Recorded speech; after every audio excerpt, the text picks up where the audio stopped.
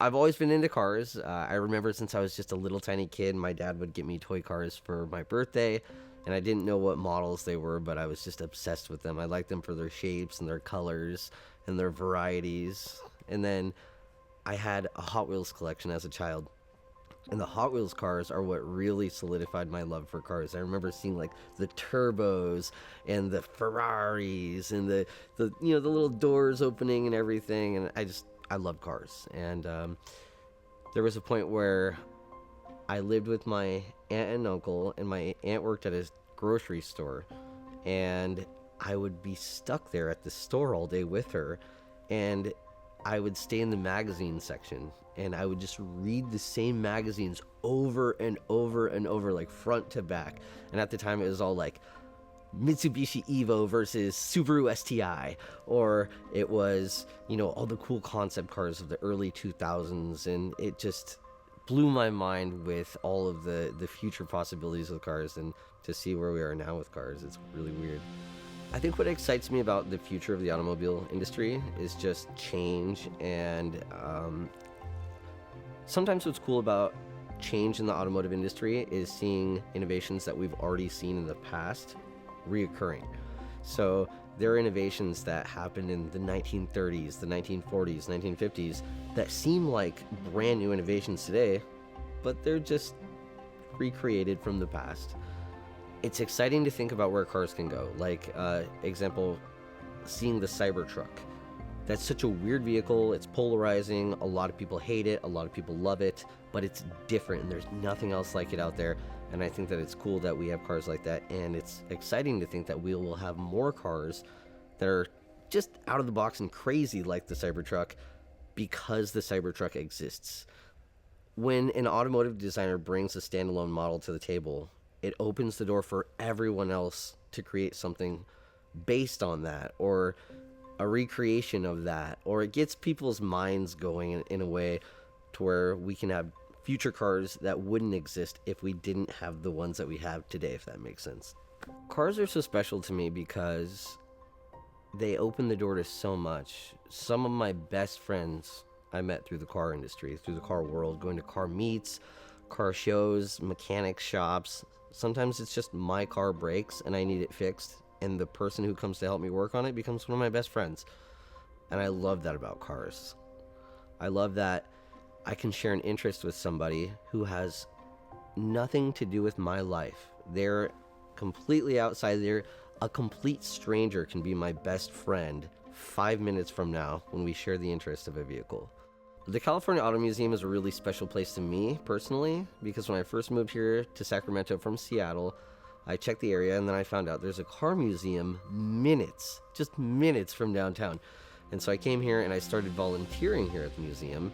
And they had me doing all sorts of crazy stuff, going on the roof and like laying out rolling rubber so the rain wouldn't get through. This place used to be super leaky. It's an old building, and there would be buckets everywhere in here collecting water, and they'd have to like push cars out of the way when a new leak would occur. And they've done so much, and so coming back over the years has been really neat to see the improvements that they've made, to see the new additions of cars that they bring, to see the revolving assortment of cars that they have for sale.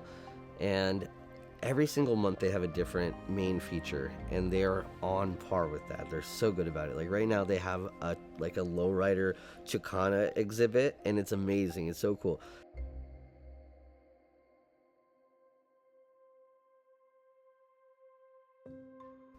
Countach, Lambo. So I wanted to be interviewed in front of this Lamborghini Countach because in my eyes this is one of the most iconic cars in this museum. It was designed by Marcello Gondini, rest his soul. He passed away not even a month ago. It's the poster car, and it's a car that was on the walls of so many of our bedrooms growing up. I remember in the first grade I went to the Scholastic Book Fair, and you could get a book and 2 posters for like $5 or something like that. And I remember I got a Ferrari and a Lamborghini poster, and that Lamborghini was the Countach, the very car that you see behind me, and it was above my bed for years and years, and it had lightning behind it, and I remember it exactly. And I wanted that car. I remember thinking, when I grow up, I'm going to drive a Lamborghini. At least I get to interview in front of one. Part of preserving a vehicle is starting the car and driving it from time to time. So that's what we're going to be doing. We're helping preserve history by driving these cars. If I could drive one car in this museum, it would be this Lamborghini Countach. However, we do have some limitations. Some of the cars in the museum are actually owned by the museum. They've been donated to the museum. Some cars are only on loan, so I'm gonna have to get permission. But if I can get permission to drive this car, I'll be in heaven. So today what we're gonna do is we're gonna get our hands on a 1979 Pontiac Firebird. We're gonna fire it up and we're gonna take it for a spin.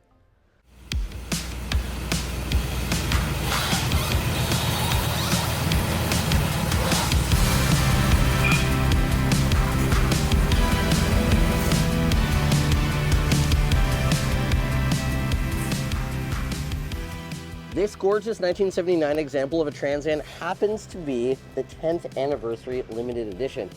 If you're wondering why this is a 10th anniversary edition in 1979, when the Firebird debuted in 1967, it wasn't until 1969 that the Trans Am nameplate hit the scene. This is one of the most iconic cars of the last century with its T-top roof and its 400 block 6.6 liter V8 engine, burbly exhaust note, ripping smoke shows everywhere you go. And Smokey and the Bandit really solidified that this car is an absolute classic. From its brushed aluminum gauge cluster, 6,000 RPM red line, 100 mile per hour speedometer, this is a true performance car from 1979. And an 800-pound door. Oh, it's so big and heavy. Oh. One of my favorite features of the 10th anniversary Trans Am is the turbine wheels. They're absolutely gorgeous with the exception of one thing. If you look closely, you can see the casting holes that go around these fins. And these casting holes are a little bit less than high quality.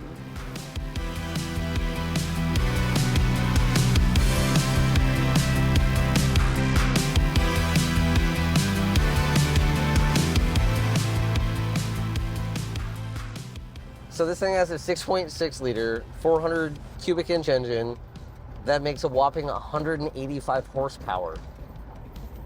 That's nothing. So basically it makes 4-cylinder horsepower. Actually, there are 3 cylinders that make twice the power of this thing right now. Yeah, times have changed.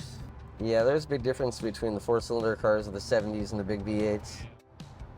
I mean, obviously this car was hindered by emissions. 1973, the fuel crisis came. Oh, it's so loud down here. I know the 74s, I worked as a mechanic for 45 years, and the 74s, they detuned the heck out of them. Yeah. And they put air injections, they put every EGR valves, they put everything on those things, and they were anemic. They were just ugly. It's so crazy to think that only 6 years before this car's debuted, these cars made 400 horsepower, but by 1979 they were so strangled by smog and catalysts. Yeah, let's take it right. Yeah, perfect. Yeah. This thing is definitely a head turner.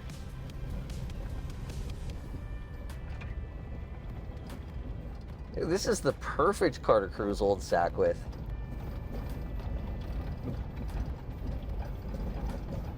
So John, what's your favorite feature of this Trans Am? Just the looks. The looks. The looks, yep. I think the looks are what this car has more of anything. Well, plus Smokey and the Bandit helped him out a big deal. Oh yeah. There we go. Yeah, let's do it. Oh, look at that gorgeous 442. Yum. Yes, please. That looks like this car's best friend. Yeah, this is definitely an arm out the window kind of car. Well, fortunately, this car is made out of thick steel, so if anybody runs out and you hit them, it probably won't do any damage to the car. Well, then, like with the 74, they had you had to have energy absorbing bumpers, and the Camaros they had massive bumpers, and and the shocks were this big that it took the impact. They weighed probably 200 pounds in itself. Oh yeah. Amazing, just the weight.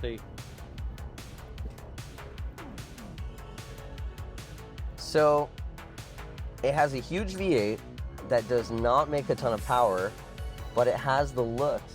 Yeah, you like that? Thank you.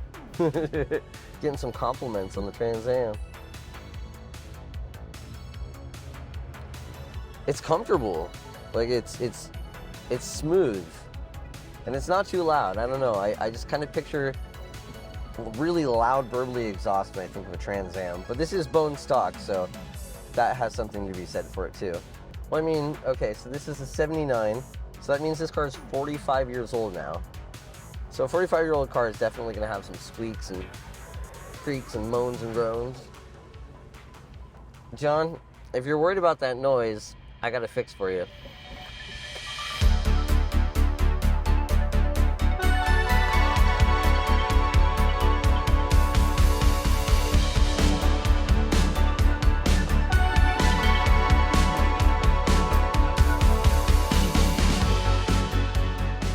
So cars have changed a lot in 45 years. Namely, cars used to be big, cars used to have huge engines, and in this case, they didn't always make a ton of power, whereas nowadays, cars are efficient, economical, powerful, but not nearly as beautiful as the 79 10th anniversary Trans Am. Well, we used to call them all the newer cars coming out are all belly buttons. They're all belly buttons? They look the same. There's one guy makes his car come out. All of a sudden, 1 year later, everybody looks the same again. Well, nobody's going to mistake a Trans Am for anything but a Trans Am. It doesn't look like a Hyundai or a Kia or a Ford or a Datsun. It looks like a Trans Am. Well, we just did one loop through Old Sacramento, and I heard multiple people say, Trans Am, out the door. They know what this car is. So one thing that I've noticed when I ask people about the California Auto Museum is that they don't seem to know where the museum is. And it's crazy because it's super close to downtown. So we will show you just how close the California Auto Museum is to downtown by driving there.